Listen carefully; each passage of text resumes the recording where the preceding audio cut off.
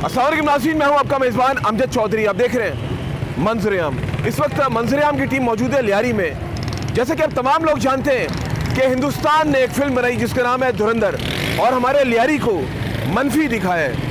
ऐसा लगता है कि शायद जो 2025 के शुरू में जो जंग हुई थी पाकिस्तान इंडिया की, तो हिंदुस्तान को मुँह की खानी पड़ी थी। तो उन्होंने सोचा हम जो जंग हुई जिसमें तो जीत नहीं पाए, हम लोग फिल्म बनाकर पाकिस्तान के लियारी को गलत दिखा सकें। लेकिन फिक्र नहीं करें, आज हम दिखाएंगे कि लियारी हमारा कैसा है, और जो जो कैरेक्टर्स दिखाएं लियारी वैसा नहीं था। और उसके साथ साथ जो बीबी शहीद बेनज़ीर भुट्टो साहिबा जो हमारी लेजेंड रह चुकी है इस पाकिस्तान की, उनको भी उस मूवी के अंदर गलत दिखाया गया। मगर तर्जुमान सिंध हुकूमत शर्जील इनाम मेमन साहब ने फिर बेड़ा उठाया और कहा कि एक फिल्म आने वाली है जिसका नाम है मेरा लियारी, जो कि रिलीज होगी जनवरी 2026 में। उसके अंदर तमाम तर चीज़ें आपके सामने आ जाएंगी। आज हम लियारी का विजिट करेंगे और आपको दिखाएंगे वो गलियां जहां पर एक वक्त में गैंग वॉर थी, और इसके अलावा यहाँ पे आना बड़ा मुश्किल काम था। रहिए आप लोग हमारे साथ, मंजर-ए-आम जारी है।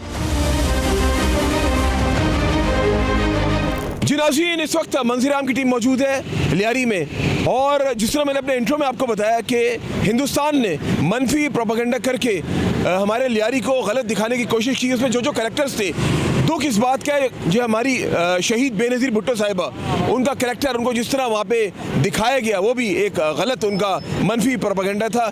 उसके साथ साथ दीगर कैरेक्टर्स की बात की जाए, नबील गबोल साहब की बात की जाए, या उसके साथ सरदार अब्दुल रहीम बलोच जिनको कहा जाता है रहमान डकैत, जो जो कैरेक्टर्स दिखाए आज उसके हवाले से हम लोग बात करेंगे।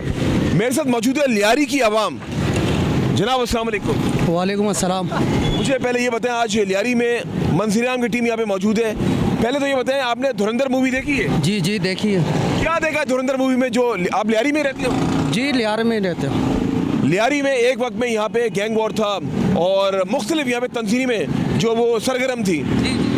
जो मूवी में दिखाया गया माजी का, क्या ऐसा था? सब झूठ है, एक नंबर झूठ है।